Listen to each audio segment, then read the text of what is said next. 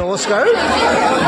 এই আগৰ নিচিনাকৈ এইবাৰো আকৌ আমাৰ মহাকালী পূজাখন আৰম্ভ হ'ল। ৰাতিপুৱাৰ পৰা আপোনালোকে দেখিছে অগণন আমাৰ ভক্ত এই আমাৰ ইয়াতে আহি তেওঁলোকৰ মনৰ কামনা বিচাৰি সেৱা পূজা অৰ্চনা কৰিছে।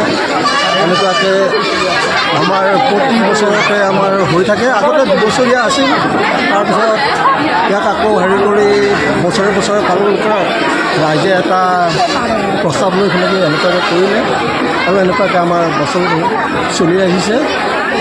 এনেকুৱা প্ৰতিকূল বতৰকো মানুহ এতিয়া দেখিছে আপোনালোকে যে এতিয়া বতৰ কেনেকুৱা হৈ আছে।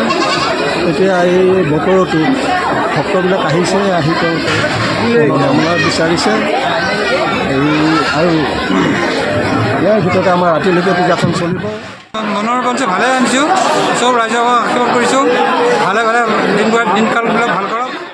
যিকোনো খবৰ আৰু বিজ্ঞাপনৰ বাবে যোগাযোগ কৰক 7896121996 লগতে 7002537271।